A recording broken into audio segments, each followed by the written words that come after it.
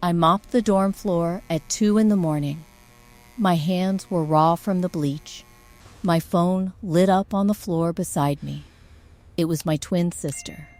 She was at a party that cost more than my monthly rent. I looked at the screen for a long moment. Then I picked the mop back up. I did not know yet that in 4 months, a room full of strangers would stand up and clap for me. My own parents would be sitting in that room, confused about why. Some kids grow up being told they are the strong one.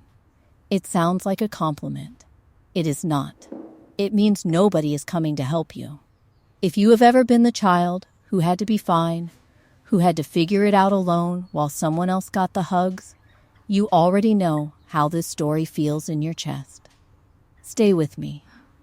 I promise this one has an ending worth watching. My name is Maya. I was born 4 minutes after my twin sister Chloe. 4 minutes. That was the whole reason. Or at least it felt that way for 22 years. I grew up in a house in Chicago where affection was not split evenly. When Chloe cried, my mother wrapped her up in a hug.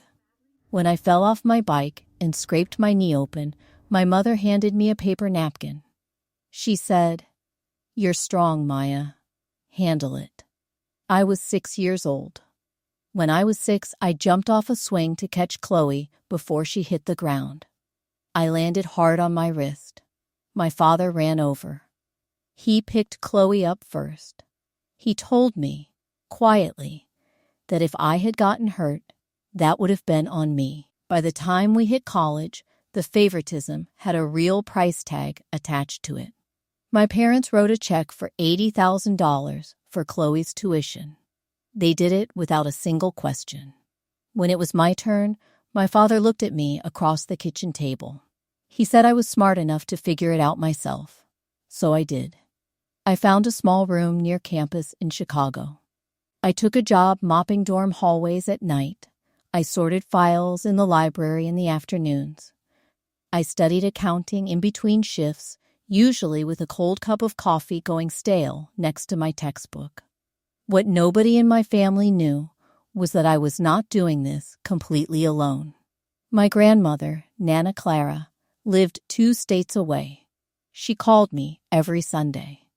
What I did not know for years was that she had also been quietly sending me money. $50 here, $100 there, small enough that I never noticed it as anything but luck. I thought I was stretching my own paychecks further than I actually was. I also had a professor, Dr. Julian Vance, who noticed something the rest of my family never bothered to see. He watched me show up exhausted to his early morning class, semester after semester, and still turn in work that was better than almost anyone else in the room.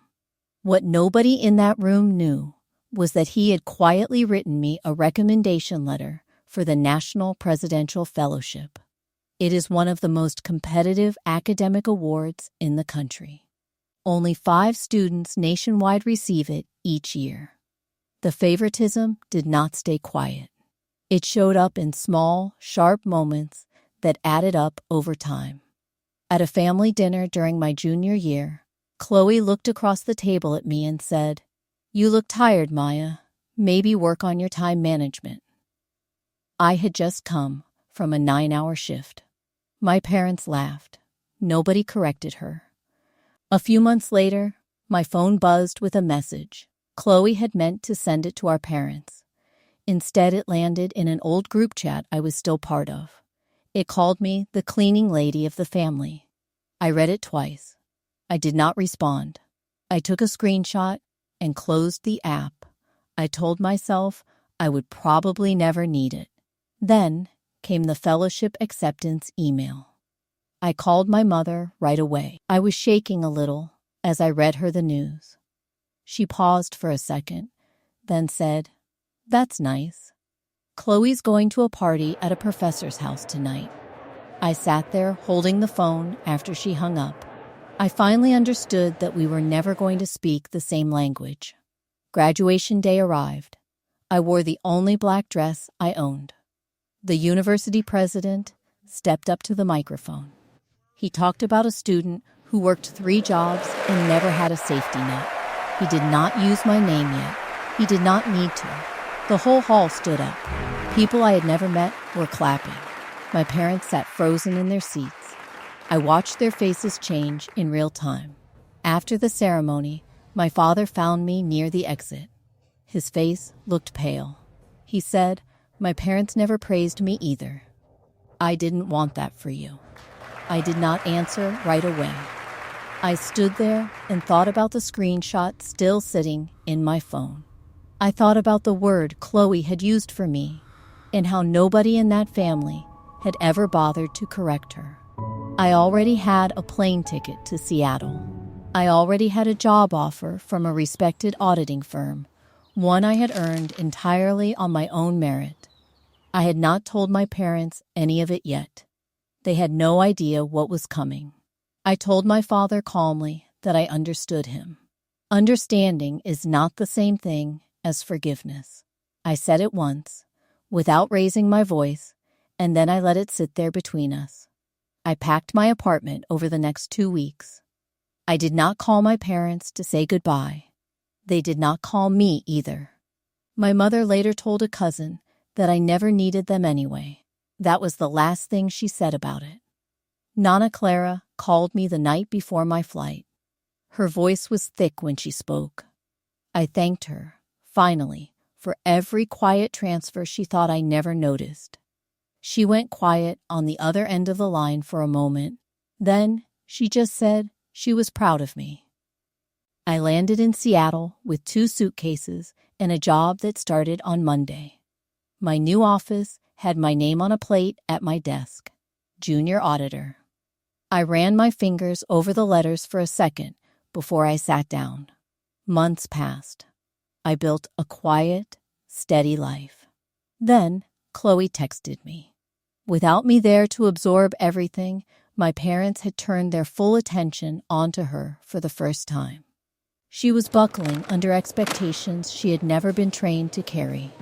She asked me what she should do. I stared at the message for a long time. My jaw stayed tight while I read it twice. I typed a long reply explaining everything I had been through. Then I deleted every word of it. I typed something shorter instead. Figure it out. I did. I sent it before I could change my mind. I used to think being called strong was a compliment. Now I know it just meant nobody was going to show up for me. I showed up for myself instead. That was enough. Tell me something. If this had been you, would you have done the same thing? Or would you have given them one more chance? Drop it in the comments. And if you know someone who needs to hear this story right now, send it to them. They will know why. If this story hit something in you, hit subscribe so you never miss the next one. And before you go, drop a comment below. I read every single one.